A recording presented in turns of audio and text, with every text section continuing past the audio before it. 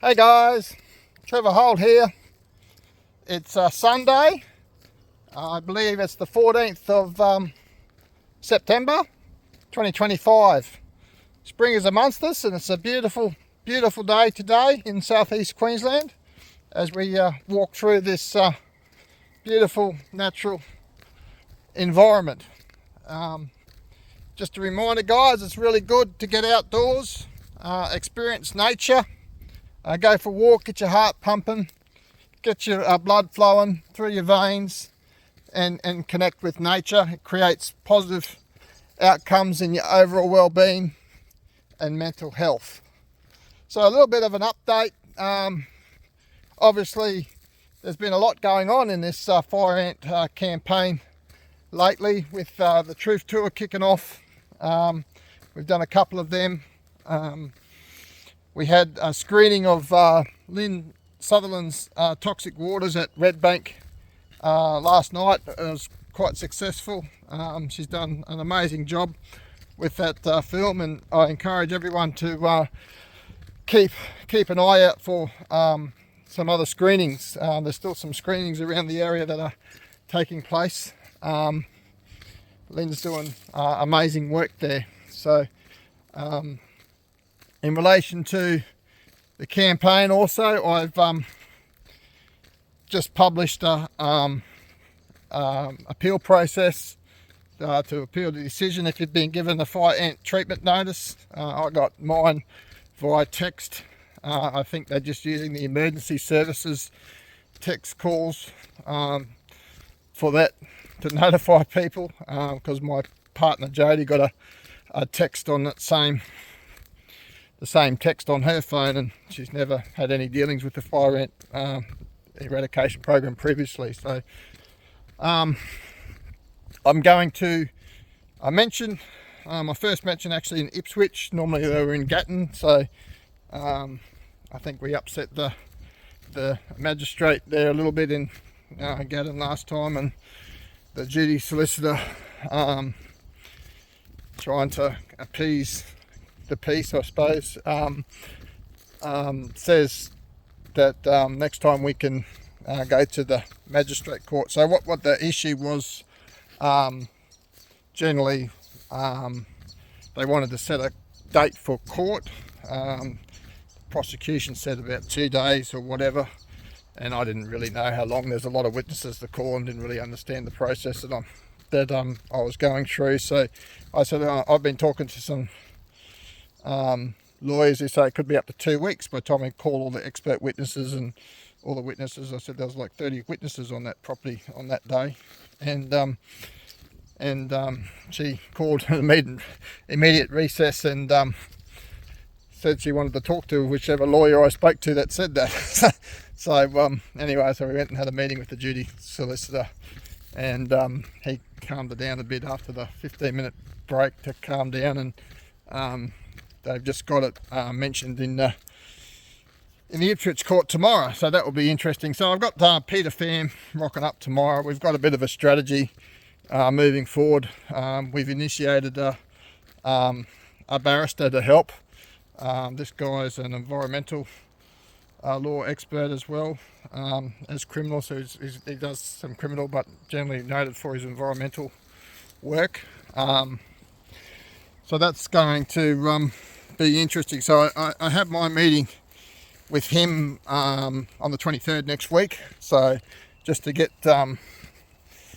going on some of these civil claims and counterclaims while we address this criminal matter of obstructing police in the courts.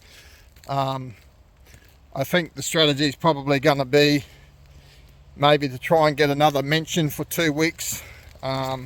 Have this meeting with him, and maybe get the barrister to write a letter to the prosecution to withdraw the charges and save a court case. But regardless, we're going to be taking it to court if need be. So guys, these matters are expensive. I feel it's going to give benefit to a lot of people. I know it's the police charge. It was not the Biosecurity Act, but that's how they do these things. They're not using the Biosecurity Act. If you obstruct them, they just get the police there and say step aside, and if you don't let them on, then they arrest you for obstructing police. That's their strategy. So I feel by going through and creating doubt that what the police are doing in that circumstances is legal, will create better outcomes. So if I can go through court and get a positive outcome on that,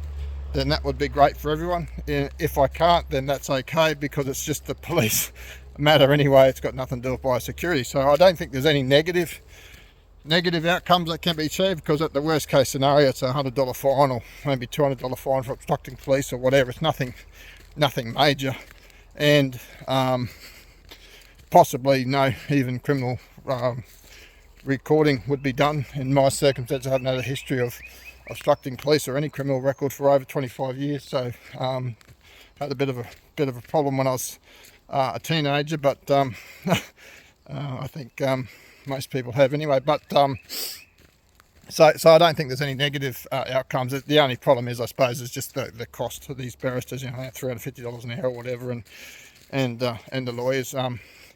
Peter Phan's been very good and working with me on it, and hopefully we can get some funds returned and paid for when we go through the civil case starting up soon. So there's a lot going on in that space.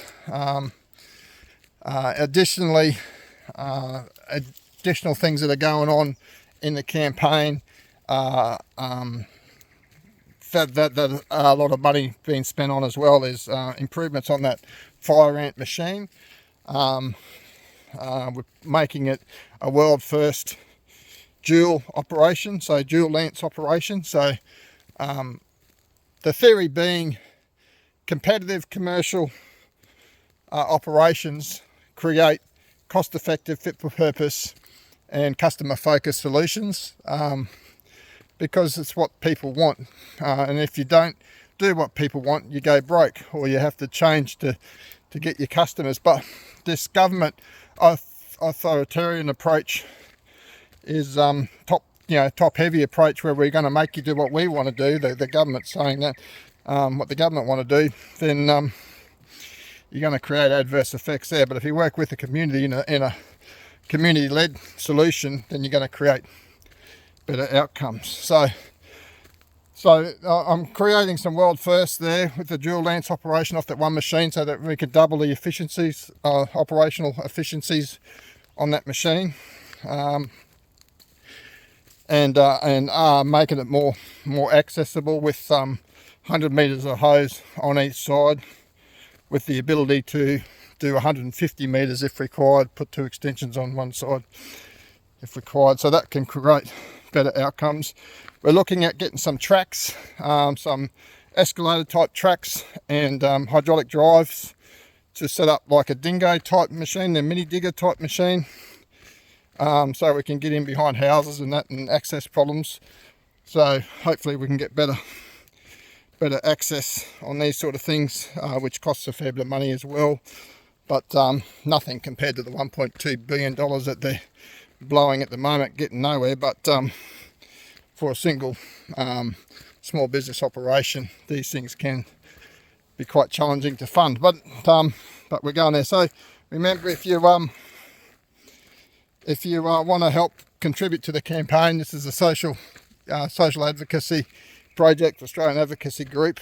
You can reach out to me, or you can go onto the aagpilot.com and just go onto services and membership, and there's a tab. You can type in your credit card number there or whatever if you want to, or just reach out and I can give you some direct bank details if you want to support.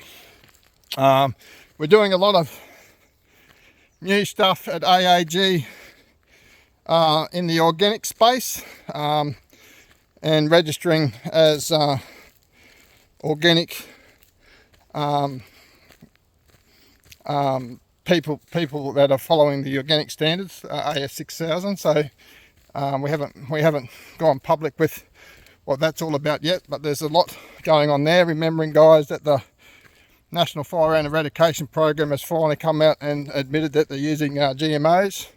So the definition of GMOs was a little bit in the air because the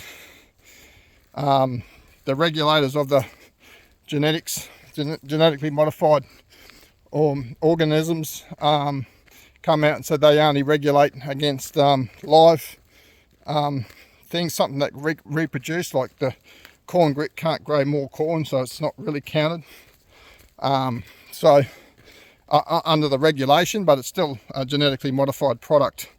So it's quite interesting how that all works, which still violates or contravenes the organic standards, both domestically and internationally. So it's a little bit going on in that space that we've got to try and unpack and work out and move forward. So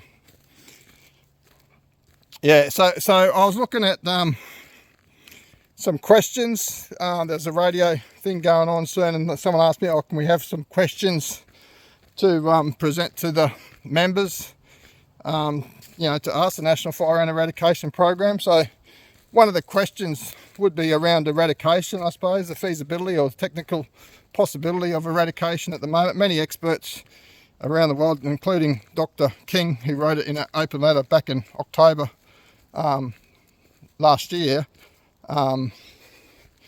said eradication is not possible. He said it's not anecdotal, it's just not possible.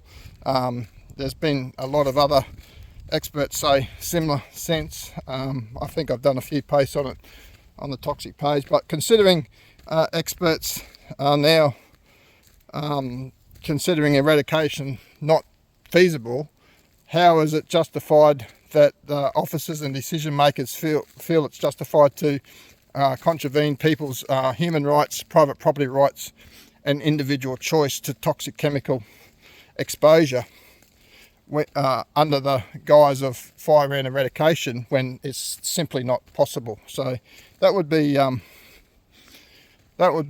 of my questions. Another question would be around the prophylactic treatment. In areas where there are no fire ants. It's been proven time and time again, and plenty of evidence out there saying that sort of approach creates an environment that primes the ecosystems to hasten fire ant invasion, and creates the invasion with more density than what it would be if left untreated, because the prophylactic treatment's not targeted to fire ants. It will kill all the native ants as well, which are the best resistance and immune system to fire ant invasion. So I'd be asking about that, and especially considering the distribution of toxic chemicals in areas where it's impossible for fire ants to establish successful colonies in the heavily treed areas. So there's some of the questions that I'd like to get answered, but also with the communities reporting so many adverse effects on pets, wildlife, dogs, cattle, livestock and that sort of stuff. Why is it that the National Fire Ant Eradication Program keeps denying the non-target adverse effects when we've got bioaccumulation, biomagnification and all these other issues that remain unanswered? And we're seeing anecdotal experiences and lived experiences contrary to their statement that there are no adverse effects. Why is it that so many people have been ignored?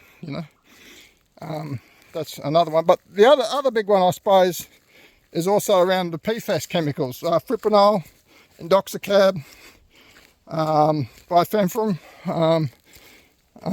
and the hydromethylene, I think it's pronounced, or there's 4 of them there. I think it's 7 products that use them active ingredients in the National Fire Ant Eradication Program that are registered on the APVMA. Why does the National Fire Ant Eradication Program and by default the Department of Primary Industries deny the use of PFAS and specifically lie about fipronil, indoxacarb, and the hydro one being a PFAS chemical, when it is a PFAS chemical under the Australian chemical PFAS maps? So that would be an interesting one to get an answer to as well, considering for years they lied to us about their product being acceptable and meeting the organic standards, which last month they come out and said it wasn't. It contravened the standards, but after telling us for years that it met the standards, and then not even making a public statement on that in regards to an apology or anything like that, or I haven't heard anyone getting sacked over that decision. They forced that treatment on heaps of people against their will, and organic farmers that have been farming for 30 years against their will, and they changed the withholding period on the S-methoprene from 12 months to 3 weeks specifically so they can use that product, which upset a lot of people. And then they knew, Mark Ferner knew there was some genetically modified products used in that bait, and so did Nikki Boyd, who ironically is Reece Piana's wife, and who ironically does say that when her constituents go to her about the National Fire and Eradication Program that she's got a conflict of interest. But they knew about it over 12 months in advance. I would suggest even further. I've known about the GMOs throughout my campaign. I've only been in it for about 14 months. So that was one of the first things we discussed when I first got involved. So why are these members lying about their awareness of these products, and why do they continue putting it out? You know, so there's a lot of questions that need to be answered that keep getting ignored. But in reality, I suppose we just got to keep going forward. So I'm off to Malady with a truth tour next Saturday. Guys, look up the details on that. That should be fun. And I'm hoping that we can keep putting pressure on these guys with these petitions. Hopefully the federal petition will be put up soon, and then the New South Wales people can get on board and sign that petition. The state petition's got about 2,000 people on it, so we've got to get on there. One Nation actually is holding a information centre on the 4th of October. So get that information. So there's that's going on. That should be interesting. Malcolm Roberts has been pretty vocal about his disapproval of this program. He's got Natalie Davis. Natalie Davis was a sitting member for One Nation at the right federal election. Zion also was a person that was running for One Nation down on the Gold Coast. He's going to be there as well. So there's a lot of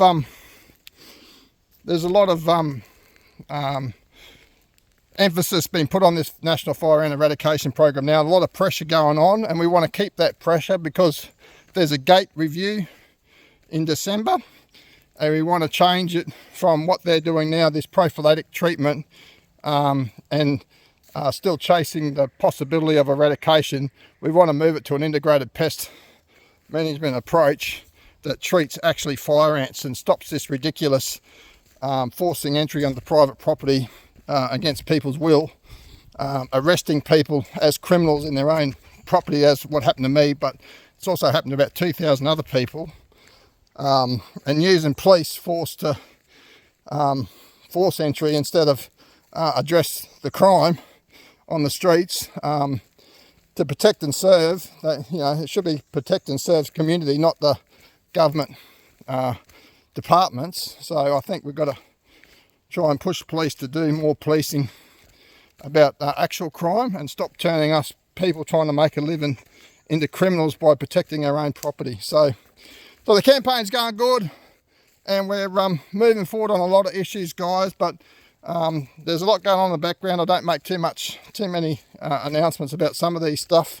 but we're creating as much pressure as we can onto this program to try and initiate change and get recognition on this hot water treatment that I'm doing.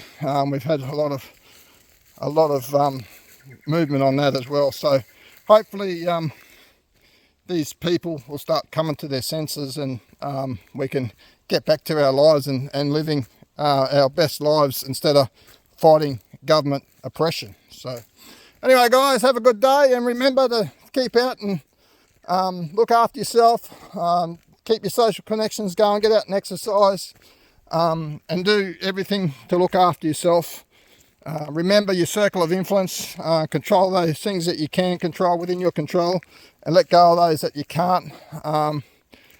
And try and handle this campaign with dignity and grace, guys. I know there's a lot of anger out there. I've seen a lot of anger. I was talking to a lot of people that want to push back at this, at the officers and this and that, because they are breaching our fundamental human rights. They are causing pain, and they are forcing entry onto us on our private property.